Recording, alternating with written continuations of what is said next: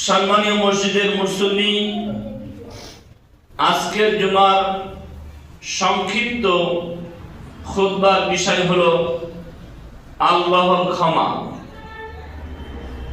রমজানুল কারীম যেহেতু এক ক্ষমার মাস, বরকতের মাস, মাগফিরাতের মাস, তাই এই মাসে পরিপূর্ণভাবে আল্লাহ সুবহানাহু ওয়া তাআলার নিকটে আমাদের অতীতের ভুল ত্রুটি আল্লাহর কাছে মার্জনা চাইতে হবে। উল্লেখ্য যে বিভিন্ন ক্যালেন্ডার রমজানুল চাঁদে আমরা দেখতে পাচ্ছি, রোজার চাঁদে দেখতে পাচ্ছি যে 30টা রোজাকে তারা 3টে ভাগে বিভক্ত করেছে। একটা হলো রহমত, একটা হলো মাগফিরাত, একটা হলো নাজাত। এই যে তারা রমজান মাসকে 3 ভাগে বিভক্ত করলো, এই বিভক্ত রাসূল সাল্লাল্লাহু আলাইহি ওয়াসাল্লাম করেননি। আল্লাহর ক্ষমা বিষয় উল্লেখ করার পূর্বেই কথাটা উল্লেখ করছি। রমজানুল মুবারক পুরো মাসটাই আপনার বরকতের মাস। রমজানুল কারীম, সম্মানীয় রমজান মাস, পুরো মাসটাই হলো ক্ষমার মাস। রমজানুল কারীম পুরো মাসটাই হলো নাজাতের মাস, মাগফিরাতের মাস। যদি কেউ এভাবে ভাগাভাগি করে দেয়, তাহলে প্রথম 10 দিন যে ব্যক্তি অসুস্থতার কারণে সিয়াম রাখতে পারেনি, তাহলে তার থেকে রহমত উঠে গেছে। বিষয়টা এইরূপ হয়ে যায়। তাই বিষয়টা এমন নয়। কেউ যদি প্রথম দিনের 10টা রোজা রাখতে পারে আর শরীর অসুস্থতার কারণে শেষের 10টা না রাখতে পারে, তাহলে কি সে জাহান্নাম থেকে নিজেকে বাঁচাতে পারলো না? তাহলে যারা এই রমজান মাসকে 3টে ভাগে বিভক্ত করেছে, তাদের জ্ঞানের স্বল্পতা এবং তারা রাসূল সাল্লাল্লাহু আলাইহি সাল্লাম কিভাবে সাহাবায়ে কেরামকে রমজান পেশ করেছিলেন আর আল্লাহ সুবহানাহু ওয়া তাআলা রমজানুল কারীমকে কিভাবে আল্লাহর কাছে, রাসূল সাল্লাল্লাহু আলাইহি ওয়াসাল্লামের কাছে দিয়েছিলেন, ঈমানদারদের কাছে দিয়েছিলেন, এটাও তারা যথাযথ জানে না। তা এই ছোট বিদ্যাতেই তাদেরকে বোঝা যায়। তাই রমজানুল কারীম এক মাগফিরাতের মাস, রহমতের মাস, নাজাতের মাস। পুরো মাসটা ধরেই রমজানুল কারীম থেকে যা আমরা বড় মর্মে হাদিস পেশ করব ইনশাআল্লাহ। এ ব্যাপারে আল্লাহ সুবহানাহু ওয়া তাআলা ক্ষমার ব্যাপারে সূরা আত-তাহরিমের 8 নম্বর আয়াতে উল্লেখ করে বলেন, ইয়া আইয়ুহাল্লাযীনা আমানু, হে বিশ্বাসীগণ, হে ঈমানদারগণ, তুবু ইলাল্লাহি তাওবাতান নাসুহা, তোমরা আল্লাহর দিকে তওবা করো, অনুশোচনা করে ফিরে আসো তোমাদের পাপ হতে, তোমাদের অন্যায় হতে, নিজেদের উপরে যা জুলুম করেছো সেই জুলুম হতে ফিরে আসো। এমন ফিরে আসো যে অতীতে আমি কোনো পাপই করিনি, ভবিষ্যতে কোনো পাপই করব না, এভাবে ফিরে এসো। এটাকে সংক্ষিপ্ত ভাষায় বলা হয় তাওবাতান নাসুহা। তাহলে আল্লাহ সুবহানাহু ওয়া তাআলা এভাবে ফিরে আসতে বললেন, বিনিময়ে আল্লাহ কি দেবেন? আসা রাব্বুকুম আইয়ুকাফফিরা আনকুম সাইয়্যাতিকুম। আল্লাহ তাআলা বলছেন, আশা করা যায়, সম্ভাব্য পর যে আল্লাহ তোমাদেরকে কি করে দেবেন? মাফ করে দেবেন, তোমাদের গুনাহসমূহকে মার্জনা করে দেবেন। সুবহানাল্লাহ। আর কি করবেন? ওয়া ইউদখিলাকুম জান্নাহ, তোমাদেরকে প্রবেশ করাবে জান্নাতের মধ্যে। জান্নাতিন তাজরি মিন তাহতিহাল আনহার, এমন এক জান্নাত দেবে যে জান্নাতের তলদেশ থেকে, নিচে থেকে ঝর্ণা ধারা প্রবাহিত হবে। যা মানুষ দীঘা থেকে দেখতে যায়, যা আপনার আরব সাগরে দেখতে যায়, যা বিভিন্ন জায়গায় তারা দেখতে যায়, এ তো দুনিয়ার মানুষের প্রয়োজনের জন্য পাঠানো হয়েছে। কিন্তু আল্লাহ সুবহানাহু ওয়া তাআলা এমন এক জান্নাত দেবেন যে জান্নাতের প্রাসাদের নিচে দিয়ে আপনার ঝর্ণা প্রবাহিত হবে। যে ঝর্ণার বিবরণ আল্লাহ লুকিয়ে রেখেছেন এবং পেশ করেছেন ঈমানদারদের সামনে, এমন উন্নত মানের জান্নাত, যে জান্নাতের বর্ণনা দুনিয়ায় আমি আপনি সাদৃশ্য পেশ করা কঠিন হয়ে যাবে। যে জান্নাত কোন আদম সন্তান দেখেনি, যে জান্নাতের কোন মিসাল দুনিয়াতে হবে না, আল্লাহ তার রাসূলকে দেখিয়েছেন। তাই আল্লাহ তাআলা বলেন যে তোমরা পাপ কাজ থেকে ফিরে আসো, তোমরা অন্যায় কাজ থেকে ফিরে আসো, তাহলে তোমাদের অন্যায়কে, পাপকে, গুনাহকে আমি কাফফারা করে দেব, ক্ষমা করে দেব, মার্জনা করে দেব। আর কি করে দেব? সাইয়্যাতিকুম, তোমাদের পাপসমূহ আমি মিটিয়ে দেব। এরপর আমি তোমাদেরকে জান্নাত প্রবেশ করাবো, যে জান্নাতের তলদেশ থেকে কি করা হবে? ঝর্ণা ধারা, বাড়ি ধারা প্রবাহিত হবে। আর আল্লাহ তাআলা কি বলছেন? ইয়াউমা লা ইউযিল্লাহু আন-নাবিয়্যু, কিয়ামতের দিন আল্লাহ তাআলা তার নবীকে অপমানিত করবেন না, লাঞ্ছনা দেবেন না। আর কাদেরকে অপমান করবেন না? আল্লাযীনা আমানু, যারা ঈমান আনয়ন করেছে, মাআহু, রাসূলের সাথে, সাহাবাদের সাথে। যারা রাসূলের মত ঈমান আনয়ন করেছে, সাহাবাদের মত ঈমান আনয়ন করেছে, আল্লাহ তাদেরকে অপদস্থ করবে না। এটা আল্লাহ পাকের ওয়াদা। তাহলে আল্লাহ প্রতিশ্রুতি দিয়েছেন যে আমার নবী যেভাবে ঈমান আনয়ন করেছে এবং নবীর প্রতি যারা ঈমান আনয়ন করেছে তাদেরকে আমি অপমান করব না। আমাদের নবীকে যদি আল্লাহ অপমান না করে তাহলে আমাদেরকেও অপমান করবেন না। কার ওয়াদা এটা? আল্লাহ সুবহানাহু ওয়া তাআলার ওয়াদা। আর তিনি কি বলছেন? ওয়া নূরুহুম ইয়াসা বাইনা আইদিহিম ওয়া আইমানিহিম। আর আল্লাহ সুবহানাহু ওয়া তাআলা তাদের নূর, রোশনি, হেদায়েত তাদের সামনে দেবেন, তাদের ডানে দেবেন, তাদের বামে দেবেন। কারণ এরা পাপ থেকে মুক্তি হয়েছে, কারণ এরা অন্যায় থেকে ফিরে এসেছে, কারণ এরা নেশা থেকে ফিরে এসেছে, কারণ এরা জুয়া খেলা থেকে ফিরে এসেছে, কারণ এরা অশ্লীল কথাবার্তা থেকে, গালিগালাজ থেকে, বদ অভ্যাস থেকে ফিরে এসেছে। যখন কোন সোনার মধ্যে থেকে খাদ বার করে নেওয়া হয়, সোনার উজ্জ্বলতা যেমন বাড়ে, ঠিক ঈমানদার মুমিন যখন কোন পাপ কাজ থেকে ফিরে চলে আসে তখন এদের মর্যাদাও আল্লাহ বাড়িয়ে দেয়, নূরের মতন, উজ্জ্বল দীপ্তির মতন। তাই আল্লাহ তাআলা বলছেন ওয়া নূরুহুম ইয়াসআ বাইনা আইদিহিম ওয়া আইমানিহিম ইয়াকুলুনা রাব্বানা আতমিম লানা নূরানা ওয়াগফির লানা ইন্নাকা আলা কুল্লি শাইইন কাদির। হে আল্লাহ, আপনি আমাদের নূরকে পরিপূর্ণ করুন। আপনি পরিপূর্ণ জ্যোতির্ময় সত্তা, আপনি আমাদের নূরকে পরিপূর্ণ করুন। আপনি আমাদের অপরাধকে ক্ষমা করুন, আমাদের পাপকে মার্জনা করুন।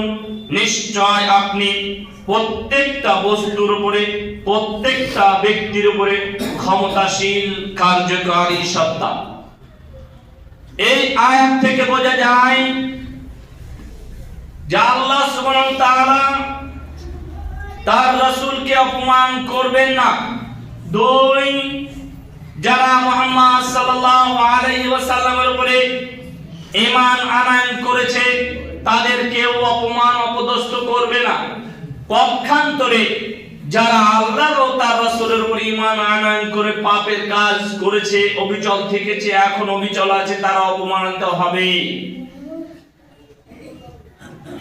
তারা অপমানিত হবে। তাই আল্লাহ আমাদেরকে সুসংবাদ দিয়ে দিলেন যে তোমরা পাপ কাজ থেকে ফিরে এসো এবং রাসূলের পথে চলো, রাসূলকে অনুসরণ করো, তাহলে তোমাদের জন্য রয়েছে জান্নাত। বিনিময় তোমাদের জন্য রয়েছে একমাত্র আল্লাহ প্রদত্ত নূর, যা কিয়ামতের দিন তোমাদের সবচাইতে সহজ হবে ফুলসিরাত পার হওয়ার জন্য।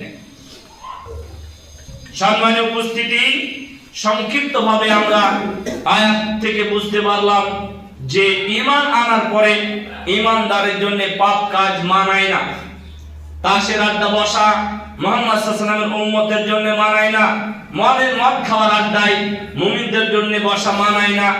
জুয়া খেলার আড্ডায় ঈমানদারদের বসা মানায় না। যেখানে গাঁজার আসর চলছে, সুদের আসর চলছে, সেখানে বসা মুমিনদেরকে মানায় না। যদি এগুলোতে আপনি বসেন তাহলে আপনার ঈমানের ত্রুটি আছে। যদি আপনি এই পাপের কাজ থেকে সরে আজ পর্যন্ত না আসেন তাহলে জানবেন আপনি আল্লাহ তার রাসূলের কথাকে এক কান দিয়ে শুনেছেন আর এক কান দিয়ে বার করে দিয়েছেন। আপনার কর্ম, আপনার কাজ, আপনার চলাফেরা আজও ওই কোরআনের আয়াত শোনার পর ওই রকমই আছে। তাহলে জানবেন আপনি মুনাফিকি করেছেন আল্লাহর সাথে, আপনি মুনাফিকি করেছেন আল্লাহর বিধানের সাথে, আপনি মুনাফিকি করেছেন রাসূল সাল্লাল্লাহু আলাইহি সাল্লামের উপরে ঈমান আনার পরে তার দ্বীনের উপরে। দিন মানে পথ পন্থা তরিকা চলার মাধ্যম, জীবন ব্যবস্থা। তাহলে আপনি উত্তম জীবন ব্যবস্থা রাসূল সাল্লাল্লাহু আলাইহি ওয়াসাল্লামের কাছ থেকে আপনি পেয়েছেন আল্লাহ প্রদত্ত ভাবে ঈমানের ভিত্তিতে। তাহলে সেই জীবন ব্যবস্থা নিয়ে যদি আপনি আপনার নিজের জীবন ব্যবস্থা পরিবর্তন না করেন তাহলে জানবেন আপনার ঈমানের ত্রুটি আছে, আপনার ঈমানে মরিচা আছে। তাই আল্লাহ সুবহানাহু ওয়া তাআলা এই কথা বলতে গিয়ে বললেন, ক্বালা রাব্বানা যালামনা আনফুসানা ওয়া ইল্লাম তাগফির লানা ওয়া তারহামনা লানাকুনান্না মিনাল খাসিরিন। যখন তারা দুইজন বলল, আদম আলাইহিস সালাম, হাওয়া আলাইহিস সালাম দুজন বলল যে হ্যাঁ আল্লাহ, আমরা পাপ করেছি, নিজেদের অন্তরের উপরে জুলুম করেছি। এখানে নফস মূলত আল্লাহ তাআলার। আল্লাহ যে অন্তর দিয়েছেন এটা কার? আল্লাহ। অন্তরকে আল্লাহ সেদিন দেখে নেবেন। সূরা ফাজরের শেষ নম্বর আয়াত, ইয়া আইয়াতুহান নাফসুল মুতমাইন্নাহ, হে প্রশান্ত চিত্ত, হে আল্লাহ প্রদত্ত নফস, হে কল্যাণগামী নফস, হে কল্যাণগামী অন্তর, যা ভালোর দিকে ধাবিত হয়, যে অন্তর মন্দ থেকে আপনাকে সরিয়ে নিয়ে আসে, সেই অন্তরকে আল্লাহ তাআলা বলবেন, ইয়া আইয়ুহান নাফসুল মুতমাইন্নাহ তিরজিই ইলা রাব্বিকি রাদিয়াতাম মারদিয়া ফাদখুলি ফি ইবাদি ওয়াদখুলি জান্নাতি।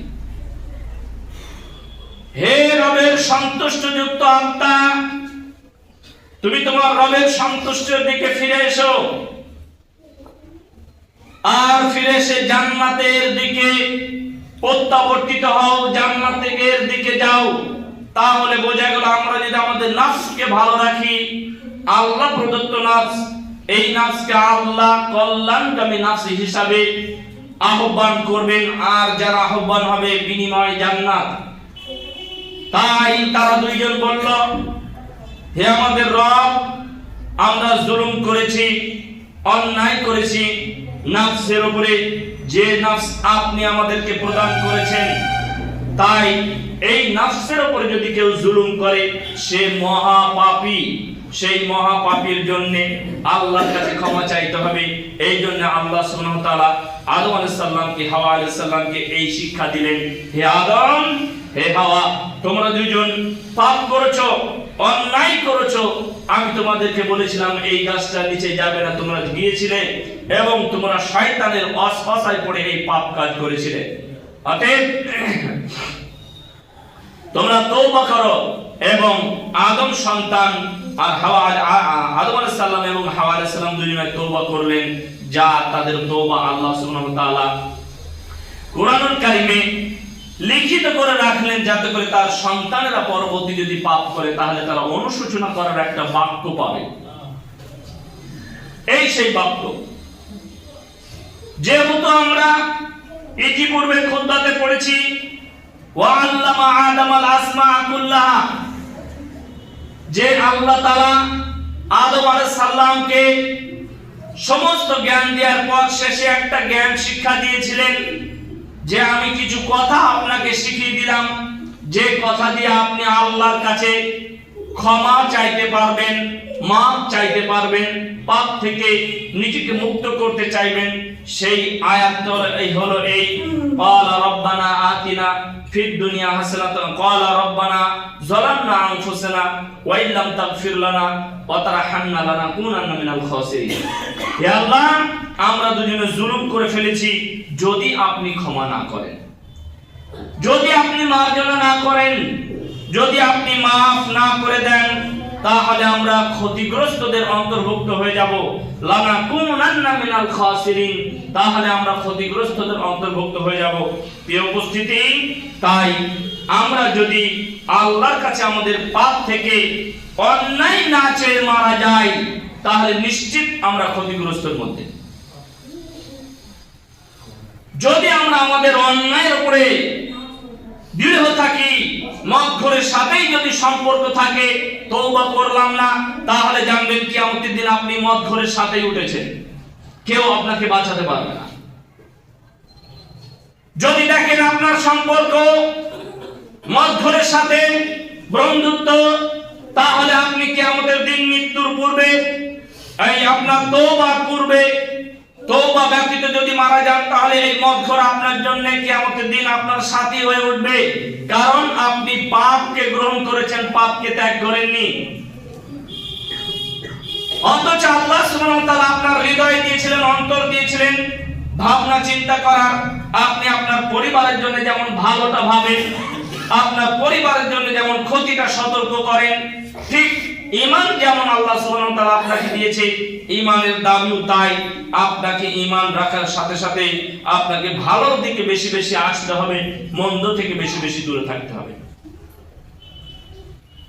আপনি যদি সুদ ঘুষের সাথে যদি সম্পর্ক রাখেন, বন্ধুত্ব রাখেন, তাহলে মনে রাখবেন বিনা তওবাতে জীবন পরিবর্তন না করে যদি মারা যান, তাহলে আপনার মৃত্যুর পর এই সুদঘরের সাথে হাসর নাসর হবে।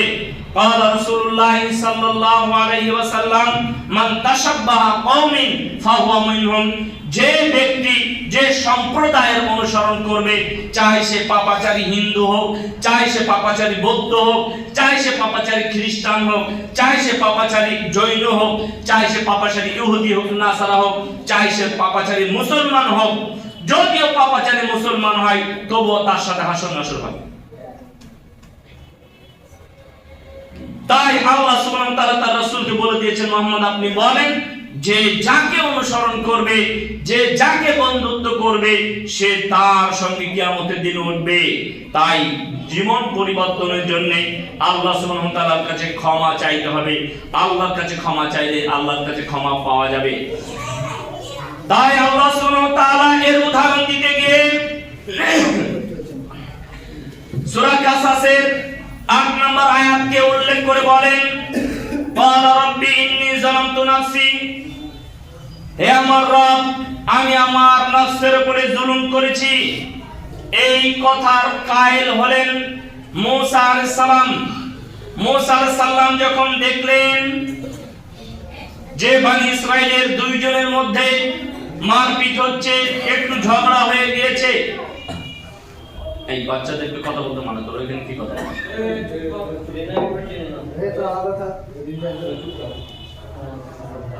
মূসা আলাইহিস সালামের সম্প্রদায়ের মধ্যে, বনি ইসরাইলদের মধ্যে দুইজনের মধ্যে একটু ঝগড়া লেগে গিয়েছে। এমন সময় বনি ইসরাইল বলছে যে, হে মূসা, আপনি আমাকে সহযোগিতা করুন। সহযোগিতা করতে গিয়ে যে বিবাদী ছিল তাকে একটা থাপ্পড় মেরেছে। এক থাপ্পড় মারাতেই সে ব্যক্তি মারা গিয়েছে। যেহেতু অন্যায় করে মেরে দিয়েছে, গিয়েছিল সহযোগিতা করতে, তো ঠেকাতে গিয়ে দুটোকে আলাদা করতে গিয়ে থাপ্পড় দিয়েছে, এক থাপ্পড়ে মারা গিয়েছে। এটা তো মূসা আলাইহিস সালাম অন্যায় করে ফেলেছে। তাই মূসা আলাইহিস সালাম মৃত্যুর পূর্বে আল্লাহর কাছে ক্ষমা চাইছে। আল্লাহ সুবহানাহু ওয়া তাআলা সেই কথাকে, সেই বাক্যকে আল্লাহ সুবহানাহু ওয়া তাআলা কোট করে লিখে দিয়েছেন এবং মুহাম্মদ সাল্লাল্লাহু আলাইহি ওয়াসাল্লামের উপরে এই আয়াত অবতীর্ণ করে মুহাম্মদ সাল্লাল্লাহু আলাইহি ওয়াসাল্লামকে তার উম্মতকে শিক্ষা দিয়েছেন। হে মুহাম্মদ শুনেন, হে মুহাম্মদের অনুসারী শোনেন, হে ঈমানদারগণ শোনেন, যদি তোমাদের জীবনে ঠিক মূসা আলাইহিস সালামের মতন এইরূপ ঘটনা ঘটে যায়, তাহলে তোমরা কিভাবে পরিত্রাণ পাবে, কিভাবে নাজাত পাবে?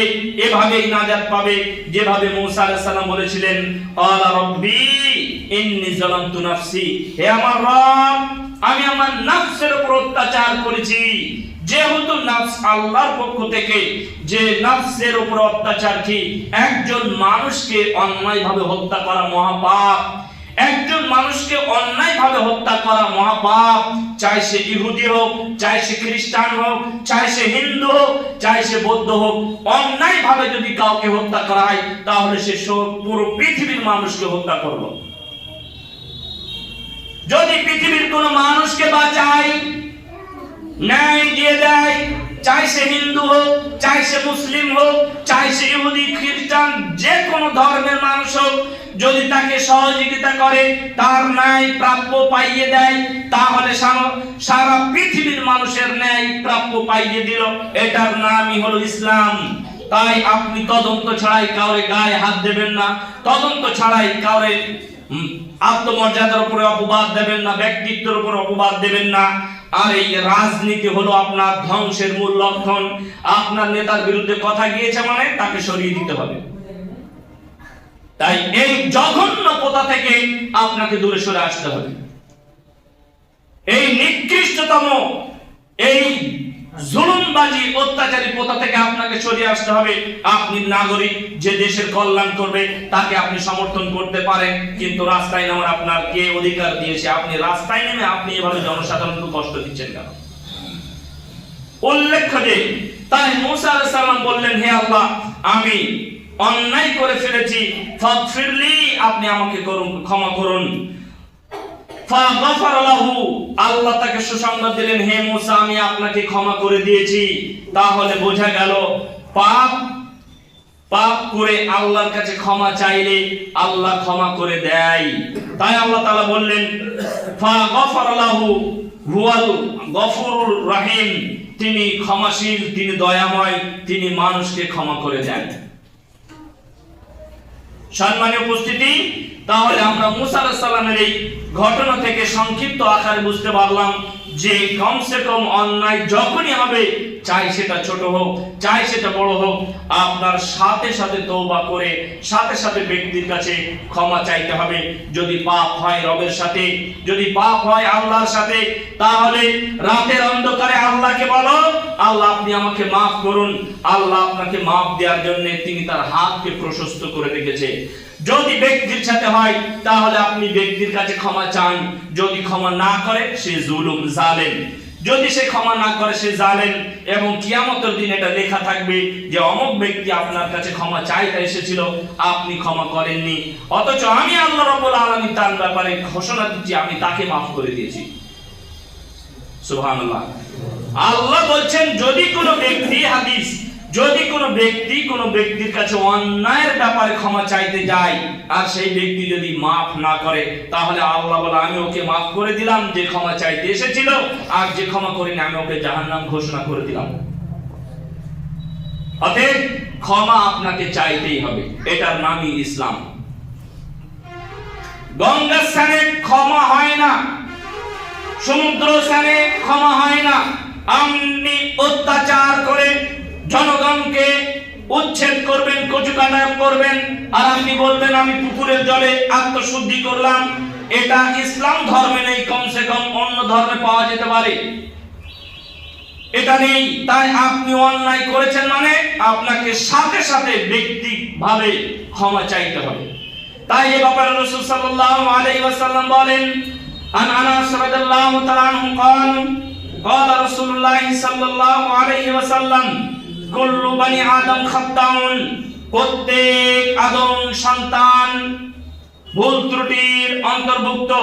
কেউ ভুল ত্রুটির ঊর্ধ্বে নয়, কেউ অন্যায়ের ঊর্ধ্বে নয়, কিন্তু খায়রাল খাত্তাইন আত-তাওয়াবিন, কিন্তু অতি উত্তম ব্যক্তি,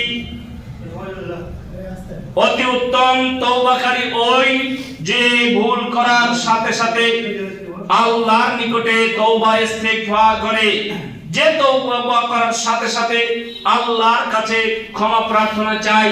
প্রিয় উপস্থিতি, এই হাদিস থেকে আমরা বুঝতে পারলাম যে তওবা করার সাথে সাথে, আপনার ভুল করার সাথে সাথে যে তওবা করে, আল্লাহ সর্বাধিক তাকে বেশি অগ্রাধিকার দিয়েছেন, যে আদম সন্তানের মধ্যে ওই ব্যক্তি অতি উত্তম যে ক্ষমায় আপনার ভুল করে এবং ভুল হওয়ার সাথে সাথে তওবা করে।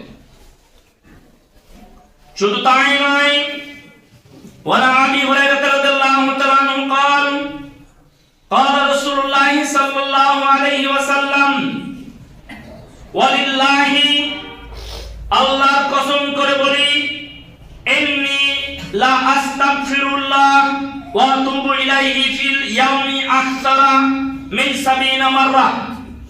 রাসূল সাল্লাল্লাহু আলাইহি ওয়াসাল্লাম বলেন যে আমি সেই রবের কসম করে বলছি যে রবের হাতে আমার প্রাণ রয়েছে, আমার আত্মা রয়েছে, আমি প্রত্যেক দিন 70 মর্তবা তওবা ইস্তিগফার করি আল্লাহর নিকটে।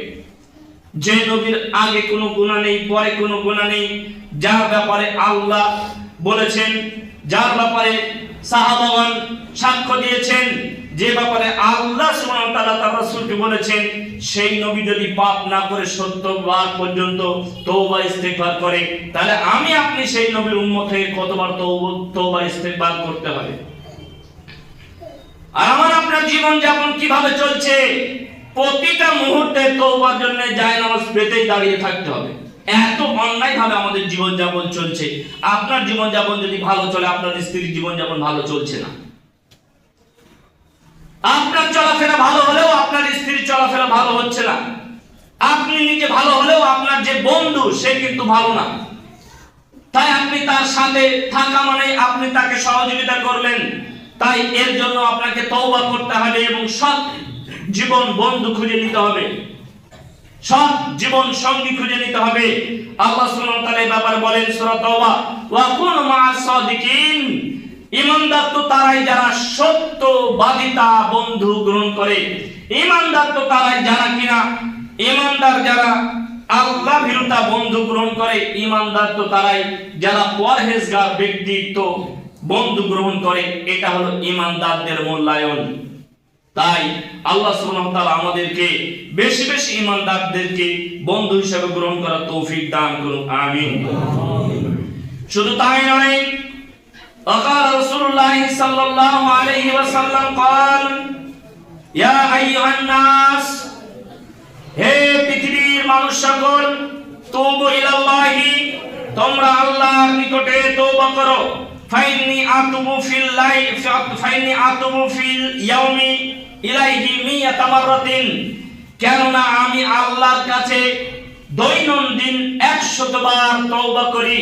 চিন্তা করে দেখেন, রাসূল সাল্লাল্লাহু আলাইহি সাল্লামের মতন একজন শ্রেষ্ঠ আদর্শতম রাসূল, শ্রেষ্ঠ আদর্শতম নবী, যার ব্যাপারে আল্লাহ সুবহানাহু ওয়া তাআলা সার্টিফিকেট দিয়েছেন যে হে নবী, আপনি উত্তম চরিত্রের উপরে প্রতিষ্ঠিত, সেই নবীর যদি দিনে 100 বার তওবা করা লাগে, তো আমার আপনার উম্মতের জন্য কত তওবা করা লাগবে? আপনার স্ত্রী বাজার করতে যায়, আপনার স্ত্রী সবজি বাজারে যায়, আপনার স্ত্রীর কাপড় ঠিক থাকে না, আপনার স্ত্রী বাজার করতে চায়, আপনি কাপুরুষ চায়ের দোকানে বসে থাকেন, আর আপনার স্ত্রী যায় সকালবেলা বাজার করতে, আপনি নাকি ইমানদার? আপনার ইমানে মরিচা ধরেছে। তাই আপনাকে আমি কমসে কম আল্লাহর সন্তুষ্টির জন্য বলছি, এই রমজানুল কারিমে, এটা পরিবর্তনের মাস, ক্ষমার মাস, দয়ার মাস। এই মাসটা যেন আপনার জীবন পরিবর্তন হয়, আপনার ছেলে সন্তানের জীবন পরিবর্তন হয়, আপনার স্ত্রীর জীবন পরিবর্তন হয়, আপনার পরিবারের জীবন পরিবর্তন হয়।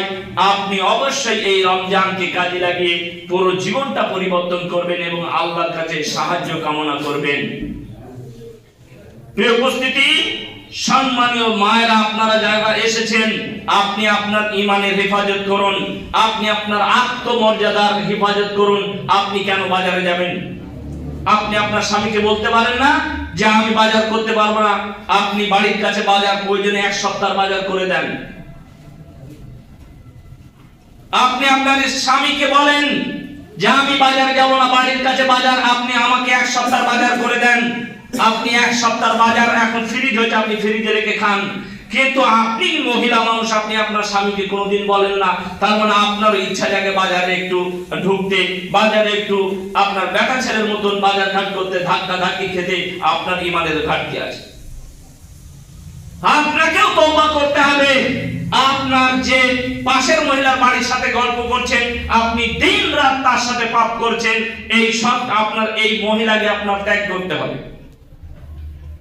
আর নাইলে এই মহিলাকে বলতে হবে, দেখো বুবু, আমি আল্লাহর কাছে তওবা করেছি। অতএব এই কথা না বললে তাহলে বলবে বাবা তওবা করেছে, এই কথা আপনার বলা দরকার না। আপনি বলেন আমি এই কথা শুনতে আসিনি, আমি এটা বলতে এসেছি, বা এই কথা আমাকে বলো। আপনি এই বলে তার জায়গা পরিবর্তন করে নিজেকে সরিয়ে নেন, তাহলে আপনার জন্য বেঁচে গেল। ক্বালা রাসূলুল্লাহ সাল্লাল্লাহু আলাইহি ওয়াসাল্লাম, রাসূল সাল্লাল্লাহু আলাইহি ওয়াসাল্লাম বলেন, ইয়া মাশারান নিসা, হে মহিলা সম্প্রদায়, তাসাদদাকনা, তোমরা বেশি বেশি সাদকা করো, দান সাদকা করো। ফাইন্নী উরিতুকুম মিন আহলিন নার আকসার মিন আহলিন নার, কারণ আমি জাহান্নামের মধ্যে অধিক থেকে অধিক নারী দেখলাম, আমি জাহান্নামের মধ্যে অধিক থেকে অধিক নারী দেখলাম, তারা জাহান্নামের মধ্যে আছে।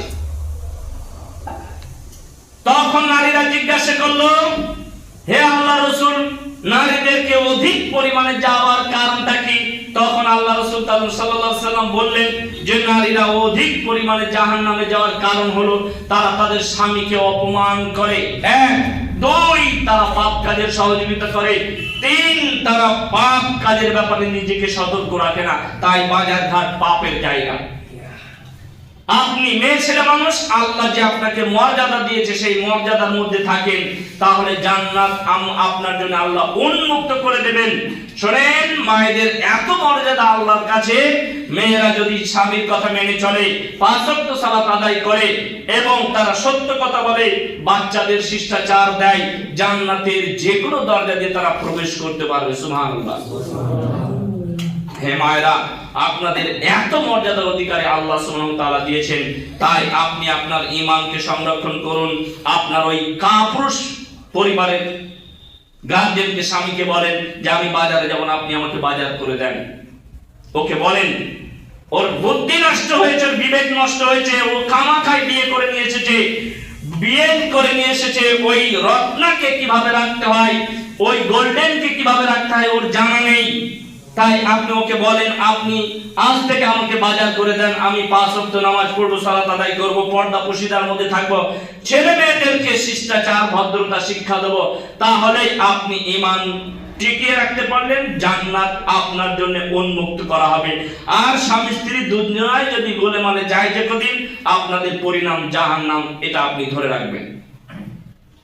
তাই আল্লাহ সুবহানাহু ওয়া তাআলা আমাদেরকে বেশি বেশি জাহান্নাম থেকে বাঁচার তৌফিক দান করুক, আমিন। ওয়া আখির দাওয়ানা আলহামদুলিল্লাহ, ইন্নাল হামদালিল্লাহি ওয়াহদা ওয়াস সালাতু ওয়াস সালামু আলা মান লা নাবিয়্যা বা'দা। ফাউযু বিল্লাহি মিনাশ শাইতানির রাজীম। বিসমিল্লাহির রাহমানির রহিম। ইয়া আইয়ুহাল্লাযীনা আমানু কু আনফুসাকুম ওয়া আহলিকুম নারা, হে ঈমানদারগণ, তোমরা নিজেকে বাঁচাও এবং পরিবার পরিজন আত্মীয় স্বজনদেরকে জাহান্নামের আগুন থেকে বাঁচাও। অতএব এই রমজানুল কারীম মাসে আমরা নিজেদেরকে অতীতের ভুল ত্রুটির কথা, অতীতের পাপের কথা স্মরণ করে আল্লাহর কাছে বেশি বেশি তওবা ইস্তিগফার করব এবং আল্লাহর কাছে বেশি বেশি মার্জনা চাইব।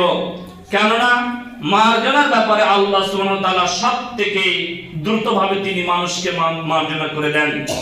এ ব্যাপারে আবু যার গিফারী রাদিয়াল্লাহু তাআলা আনহু বলেন, ক্বালা রাসূলুল্লাহ সাল্লাল্লাহু আলাইহি ওয়াসাল্লাম, আল্লাহ রাসূল সাল্লাল্লাহু আলাইহি ওয়াসাল্লাম বলেছেন, তিনি বলেন যে আল্লাহ সুবহানাহু ওয়া তাআলা বলেছেন, ক্বালা তাবারাক ওয়া তাআলা, হাদিসে কুদসি, ক্বালা আল্লাহু তাআলা, আল্লাহ তাআলা বলেন, ইয়া আবদি ইন্নাকুম তুখতিউনা বিল-লাইলি ওয়ান-নাহার, হে আমার বান্দাগণ, যারা তোমরা রাতের বেলায় পাপ করেছো যারা তোমরা রাতের বেলায় পাপ করেছো, যারা তোমরা রাতের বেলায় পাপ করেছো, দিনের বেলায় পাপ করেছো, ওয়া আনা আগফিরু যুনুবা, আমি তোমাদের রাতের পাপ দিনের পাপকে maaf করে দেব। আমি তোমাদের রাতের পাপ দিনের পাপকে maaf করে দেব। ফাস্তাগফিরুনি, কে আছো আমার কাছে ক্ষমা চাও, কে আছো আমার কাছে মার্জনা চাও। ওয়া আগফির লাকুম, আমি তোমাদেরকে ক্ষমা করে দেব। তাহলে হাদিস থেকে বোঝা গেল যে আল্লাহ সুবহানাহু ওয়া তাআলা তার রাসূলকে জানিয়েছেন রাতের গুনাহ হোক দিনের গুনাহ হোক আল্লাহ সুবহানাহু ওয়া তাআলা আমাদেরকে মার্জনা করে দেবেন যদি আমরা আল্লাহর কাছে ক্ষমা চাই। যদি আমরা আল্লাহর কাছে মার্জনা চাই, আল্লাহর কাছে মার্জনা চাইলেই আল্লাহ মাফ করে দেবেন। চাই সেটা আপনার দিনের বেলার পাপ হোক, রাতের বেলার পাপ হোক। রাতের বেলায় চুরি চামারির পাপ, রাতের বেলায় জেনার পাপ, রাতের বেলায় কত অন্যায়ের পাপ, রাতের বেলায় মানুষের উৎখাতের পাপ, রাতের বেলায় মানুষকে সরি দেওয়ার পরিকল্পনা, এই যাবতীয় পাপ থেকে আল্লাহ সুবহানাহু ওয়া তাআলা বাঁচিয়ে দেবেন। তার কয়েকটা কথা বলে শেষ করে দেব ইনশাআল্লাহুল আজিজ। আল্লাহ সুবহানাহু ওয়া তাআলা এই ব্যাপারে বলেন, কুল ইয়া ইবাদিয়াল্লাযিনা আসরাফু আলা আনফুসিহিম, আল্লাহ তাআলা বলেন হে নবী আপনি বলুন, সূরা জুমার আয়াত নাম্বার 39 থেকে আপনার 53, শুধু 53 নম্বর আয়াতে জুমারে বলেন হে নবী আপনি বলুন, হে আমার বান্দাগণ, হে আমার গোলাম, হে আমার দাসগণ, আসরাফু আলা আনফুসিহিম, যারা তোমরা নিজেদের নফসের উপর জুলুম করেছো, পাপ করেছো, তোমরা লা তাকনাতু মির রাহমাতিল্লাহ, তোমরা আল্লাহর রহমত থেকে, দয়া থেকে, করুণা থেকে, মার্জনা থেকে নিরাশ হয়ো না। হয়তো আপনি ভাবছেন আমি 40 বছর ধরে নামাজ পড়িনি, আল্লাহ আমাকে কি করে মাফ করতে পারে? শোনেন, এত বড় পাপ কেন? এর থেকেও যদি আপনি পাহাড় পরিমাণ পাপ করেন আর আল্লাহকে যদি একবার বলেন আল্লাহ আমি 40 বছর সালাত আদায় করতে পারিনি, 40 বছর নামাজ পড়তে পারিনি, আমি তওবা করছি, আগামী কাল থেকে আমি নামাজ পড়া ধরবো, তাহলে আল্লাহ তাআলা বলছে আমি তাকে মাফ করে দিলাম। আল্লাহ তাআলা বলছেন আলা উবাদি, আমি পরোয়া করি না, আমি তাকে মূল্যায়ন করি না। সে আমার সামনে পাহাড় পরিমাণ পাপ নিয়ে এসেছে, পাহাড়কে পাহাড় পরিমাণ পাপ নিয়ে এসেছে, আমি এটা দেখতে চাই না, আমি দেখতে চাই ফাইন কাফা, যদি সে বলে যে হে আমার রব আমাকে মাফ করে দাও, ফাআগফারতু লাকা, তাহলে আমি তাকে মাফ করে দেই। যদি একবার সে বলে হে আমার রব আমি ক্ষমা চাই, আমি তাকে ক্ষমা করে দেই। আমি দেখি না সে কত বড় পাপী, আমি দেখি না সে কত বড় জালিম। যদি সে পরিকল্পনা করে আল্লাহ জীবনে অনেক অন্যায় করেছি, আপনি আমাকে মাফ করে দেন, এ কথা বলার সাথে সাথে আমি তাকে মাফ করে দিই। তাই হে মুহাম্মদ আপনি বলেন ওই পাপীর জন্য যে পাপী নিরাশ হয়ে গিয়েছে, যে 40 বছর ধরে মদ খাচ্ছি, 40 বছর ধরে বিড়ি খাচ্ছি, 40 বছর ধরে সুদের সাথে সম্পর্ক রেখেছি, আল্লাহ আপনি আমাকে ক্ষমা করে দেন, আল্লাহ আপনি আমাকে মাফ করে দেন। আল্লাহ তাআলা বলছে মুহাম্মদ সাল্লাল্লাহু আলাইহি ওয়াসাল্লামকে, মুহাম্মদ আপনি বলেন, সে যেন নিরাশ না হয়, তার রব তাকে মাফ করবেই করবে, তার রব তাকে মাফ করবেই করবে। হে মুহাম্মদ আপনি বলেন, যে নারী বেপরদা ভাবে রাস্তাঘাটে চলে, যে নারী আগে পর্যন্ত নামাজ পড়ে না, সেই নারী যদি তার রবকে বলে হে আমার রব আমি আমার অন্তরের উপরে জুলুম করেছি, আপনার দেওয়া বিধান আমি ঠিক মতন পালন করতে পারিনি, আজকের থেকে তওবা করছি, অনুশোচনা করছি, ফিরে আসছি, আল্লাহ আপনি মাফ করেন। এরপর আপনি যতদিন আমাকে বাঁচিয়ে রাখবেন, আপনার দিন, আপনার ইসলাম, পর্দা, কথাবার্তা সবই ইসলামিক মাফিক করব, আল্লাহ আপনি আমাকে ক্ষমা করেন। আল্লাহ তাকে সাথে সাথে ক্ষমা করে দেবেন। তাই উপস্থিতি আল্লাহ তাআলা বললেন লা তাকনাতু মির রাহমাতিল্লাহ ইন্নাল্লাহা ইয়াগফিরুয যুনুবা জামিআ, যত পরিমাণে পাপ করুক না কেন আল্লাহ সব কিছুকে maaf করে দেবেন, আল্লাহ সব পাপকে maaf করে দেবেন। শুধু তাই নয়, রাসূল সাল্লাল্লাহু আলাইহি ওয়াসাল্লাম আরো বলেন রাগিবা আনফাকা রাজুলিন দাখালা আলাইহি রমাদান সুম্মা আনশাখা ক্বাবলা আইয়াগফির লাহু। রাসূল সাল্লাল্লাহু আলাইহি ওয়াসাল্লাম বললেন, যে ব্যক্তি কঠিন থেকে কঠিন পাপ করেছে এবং সে রমজানকে উপবিষ্ট পেয়েছে, রমজানকে সাথে পেয়েছে, তার নাক মাটিতে মলিন হোক, তার নাক কাদায় মাটিতে অপমানিত হোক। যে ব্যক্তি রমজান মাস পেল, তার বিগত দিনের বড় বড় পাপকে, অন্যায়কে মার্জনা করে নিল না, সে ধ্বংস হোক। তাই এই ধ্বংসের বড় দোয়া থেকে আমাকে আপনাকে, রসুলের দেওয়া বড় দোয়া থেকে আমাকে আপনাকে বেঁচে থাকতে হবে, পাপ থেকে বেঁচে থাকতে হবে।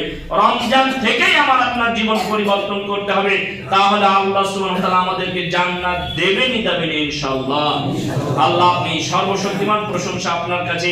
আপনার কাছে আমরা চূড়ান্ত আশা রাখি, আপনি আমাদেরকে চূড়ান্ত হেদায়েত এবং চূড়ান্ত দ্বীনের উপরে রাখার তৌফিক দান করুন। আল্লাহ আপনি সর্বশক্তিমান, প্রশংসা আপনার জন্য। আপনি চূড়ান্ত ভাবে আপনি আমাদেরকে এই হেদায়েতের উপরে টিকে রাখার তৌফিক দান করুন এবং আপনি আমাদেরকে এর উপরে অবিচল থাকার মানসিক শক্তি দান করুন। সংক্ষিপ্ত আকারে দুই একটি কথা বলে শেষ। আল্লাহ সুবহানাহু ওয়া তাআলা আর বলেন, ওয়া ইন্নী লা গাফারতু, আমি মানুষকে মাফ করি, ওয়া ইন্নী লা গাফারতু, আমি মানুষকে মাফ করি, লিমান তাবা, আমি তাকেই মাফ করি যে তওবা করে। আজকের জুমার খুতবার ব্যাপারে আল্লাহ বলছে, আমি তাকেই মাফ করি, তাকেই ক্ষমা মার্জনা করি যে তওবা করে, ওয়ামান আমালা, এবং যে আমল করে। আপনি এর পূর্বে কিন্তু কি করতেন? নামাজ পড়তেন, আজকে থেকেই নামাজ পড়তে হবে, তাহলে আপনার জন্য মাফ। আপনি ইতিপূর্বে নেশা ভান করেছেন, আজকের পর থেকে যদি আপনি না করেন তাহলে আপনার জন্যই মাফ।